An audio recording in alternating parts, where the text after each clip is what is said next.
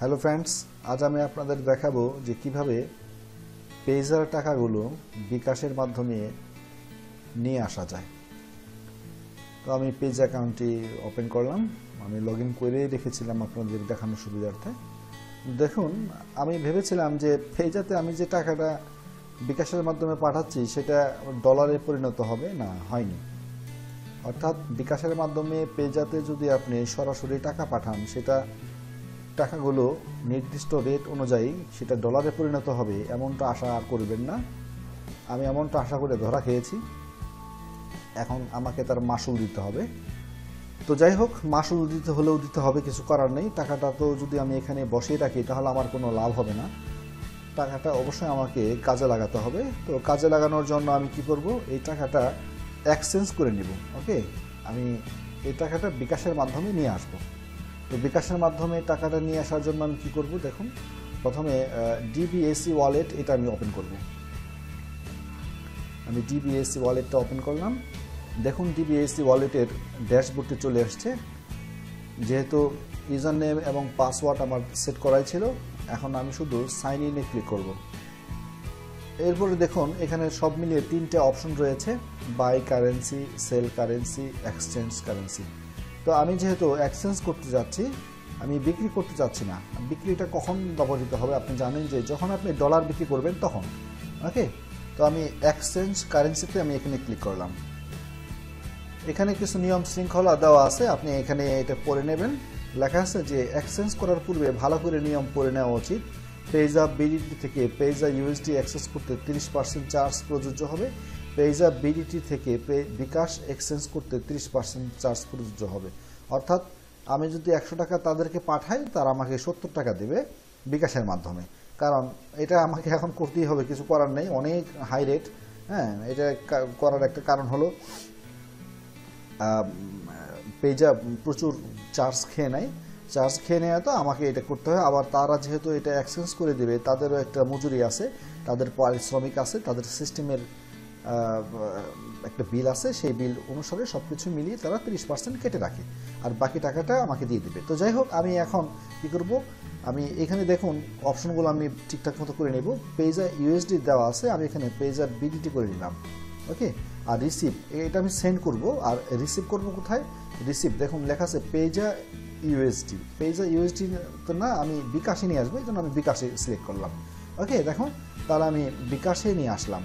বিকাশে নিয়ে আসার জন্য এখন আমি কী করবো, তাহলে পেজটা এখানে তো কিছু করা যাবে না, এখানে কিছু লেখা হবে না। দেখেন নিচের অংশে কিছু লেখা হচ্ছে না, কারণ এটা তো আমি রিসিভ করব। এখানে যে অ্যামাউন্টটা দেবো সেই অনুপাতে এখানে রিসিভ হবে, সুতরাং এখানে কিছু লেখা যাবে না, এখানে লিখতে হবে।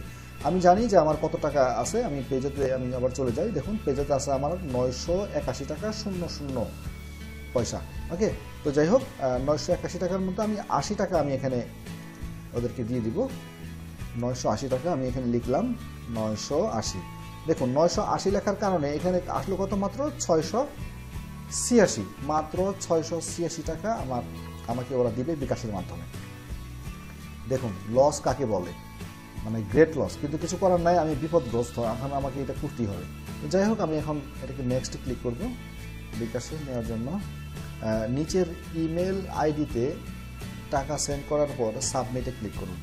এখন আমাকে এই যেখানে যে একটা ইমেল আইডি আছে, সেন্ড বিডিটি টু, এই যে এই অ্যাকাউন্টটা, এই অ্যাকাউন্টে আমাকে কী করতে হবে, টাকা সেন্ড করতে হবে। এটা করার জন্য আমাকে আবার পেজে যেতে হবে। পেজে যাওয়ার জন্য আমি এখানে পেজে গেলাম। পেজে যেয়ে এখানে দেখুন সেন্ড ফান্ড, এখানে আমাকে ফান্ডে সেন্ড করতে হবে।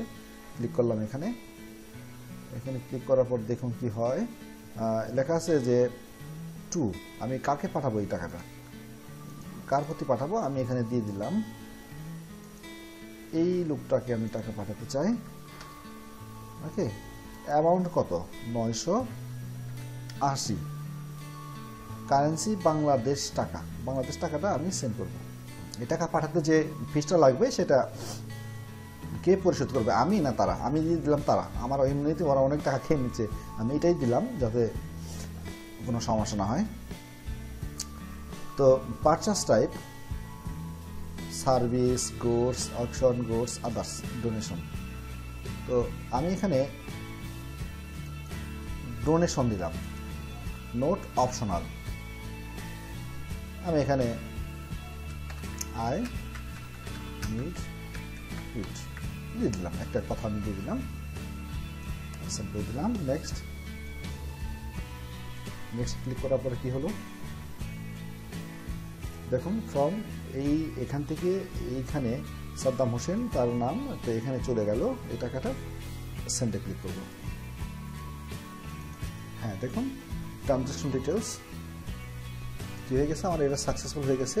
দেয়ার আর নো রিলেটেড ট্রানজাকশন ফান্ড, তো হিস্ট্রি হয়ে গেছে এখানে কমপ্লিটেড। দেখুন এটা এখানে আমার টাকাটা চলে গেছে। ওকে, এখন আমাকে কি করতে হবে, ট্রানজাকশন ডিটেলস, এটা হলো ট্রানজাকশন ডিটেলস, আমার একটা আছে।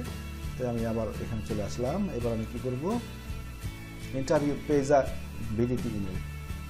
এবার আমাকে পেজা ইমেল দিতে হবে। পেজা ইমেল আমার এইটা, তো আমি এটা পেজা আমি এখানে ক্লিক করলাম। এবার এখানে আমাকে কি করতে হবে, বিকাশ নাম্বারটা দিতে হবে। আমি যে বিকাশ নাম্বারে করতে চাই সেই বিকাশ নাম্বারটা আমার হলো, আমি দিয়ে দিচ্ছি।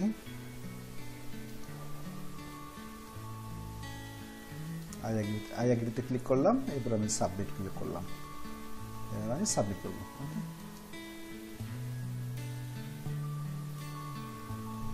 আমার কাজ শেষ।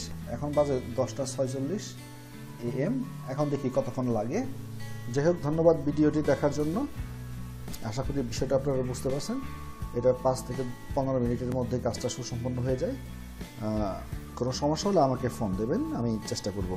আর যারা ডিবিএস ওয়ালেটে এখানে অ্যাকাউন্ট করেনি এখনও, এটা করে নিন। নিচে আমার রেফারেল লিঙ্ক দেওয়া আছে, সেখান থেকে সহজেই লিঙ্কটি ব্যবহার করে একটা অ্যাকাউন্ট করতে পারবেন এবং সেখানে আপনি প্রয়োজনীয় লেনদেন শতভাগ নিরাপত্তার সাথে করতে পারবেন। তবে চার্জ একটু বেশি খায়, ঠিক আছে, কিন্তু নিরাপত্তার স্বার্থে আপনি এটা করতে পারেন। যদি আপনি মনে করেন যে না, আমার অন্য বিশ্বস্ত পথ আছে যেখানে আমি অল্প টাকায় ডলার লেনদেন করতে পারি, তাহলে সেটা আপনার ইচ্ছা। ধন্যবাদ সবাই, ভালো থাকবেন।